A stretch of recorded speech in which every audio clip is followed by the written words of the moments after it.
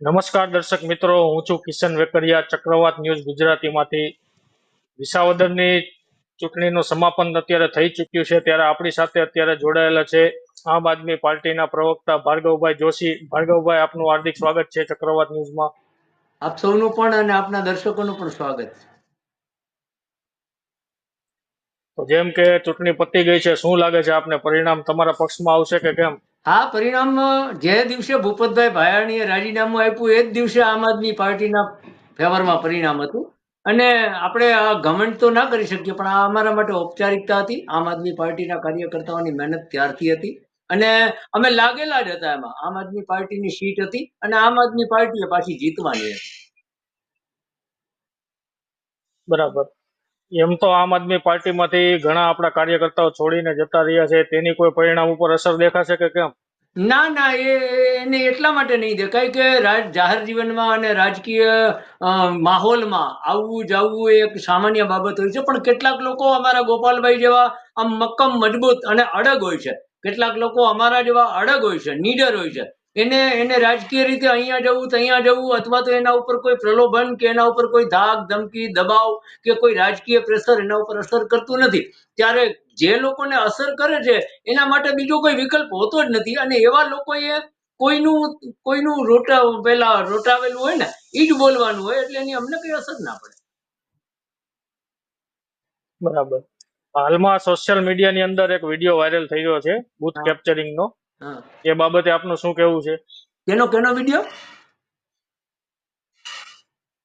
Booth capturing નો bogus મતદાનનો video અત્યારે social મીડિયામાં વાયરલ થઈ રહ્યો છે. હા, નહીં, એ બાબતે તો અમારા પ્રદેશના નેતાઓ બધા માહિતી પણ મેળવી હશે અને એ લોકો વધુ ઉજાગર કરી શકશે અને વધુ જે કઈ સત્ય હકીકત હશે એ કહેશે. પણ મને માની લો કે અનુમતિ છે આ બાબતે બોલવાની, એમ માનીને હું કહું તો બૂથ કેપ્ચરિંગ અગર વાસ્તવમાં થયું હોય તો આ બહુ ગંભીર ઘટના છે અને આની બહુ ઊંડી તપાસ થવી જોઈએ. અને આમ આદમી પાર્ટી માટે આ વસ્તુ આમ આદમી પાર્ટીને તોડવાની આ વાત છે. ત્યારે અમારા નેતાઓ આ બાબતે વિશેષ નિવેદન આપશે, પણ હું એટલું કહીશ કે જો બૂથ કેપ્ચરિંગની ઘટના સત્ય હોય તો એની હું ઘોર નિંદા કરું છું અને એનો વખોડું છું, ટીકા કરું છું.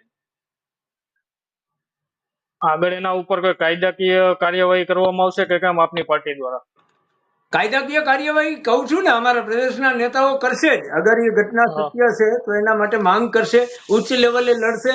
અને જે કંઈ બીજી પણ કેટલીક નાની છૂટછપાઈ ઘટનાઓ થઈ છે આ બાબતે પણ અમે તંત્રનું ધ્યાન દોરશું. પણ સૌથી વધારે આનંદ અમારા માટે અત્યારે એ છે કે ગોપાલભાઈ ધારાસભ્ય બને છે ને અમે તો અત્યારે એને ધારાસભ્ય તરીકે સંબોધવાના શરૂ પણ કરી દીધા છે. ત્યારે જ્યારે તેઓ સચિવાલયમાં આવે, ગૃહમાં જશે, ત્યારે આવી ઘણી બધી બાબતોને ઉજાગર કરશે. એકલા વિસાવદરમાં નહીં, જ્યાં જ્યાં ક્યાંય પણ આવા અન્યાયો થાય છે અને જે ઘમંડ અને તુમાખીથી જે ભારતીય જનતા પાર્ટીની જીતવાની જે શૈલી છે એનો પૂરજોશ વિરોધ કરશે.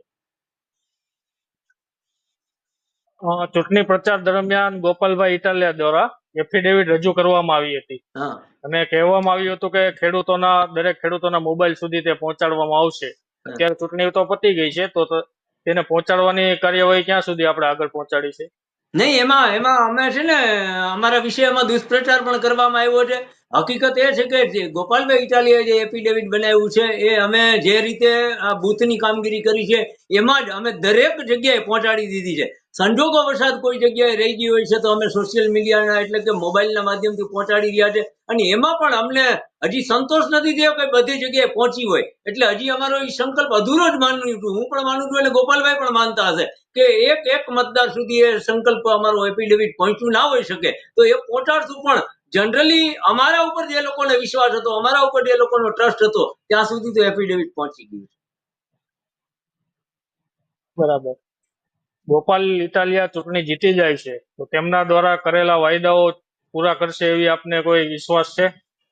અમને તો પૂરો વિશ્વાસ છે. એટલે તો એમણે વાયદા કર્યા છે એ ખાલી કઈ પોતાની મેળે આરામ ખુરશીમાં બેસીને એને વાયદાઓ નથી કર્યા કે પોતાની મેળે આરામ ખુરશીમાં એને નથી બનાવ્યા. આમ આદમી પાર્ટીના એક સૈનિક સાથે એને આ ચર્ચા કરી છે કે મારે કયો વાયદો કરવો જોઈએ, કયો વાયદો આપણાથી પૂરો થઈ શકશે.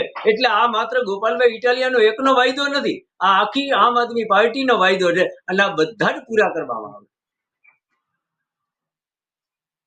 તો દર્શક મિત્રો, વાત આપણે સાંભળી છે, તેમને પૂરો વિશ્વાસ છે આમ આદમી પાર્ટીના ઉમેદવાર ગોપાલભાઈ ઇટાલિયાની જીતનો. તો આ જ રીતે આપણે ફરી મળતા રહીશું. જય હિન્દ.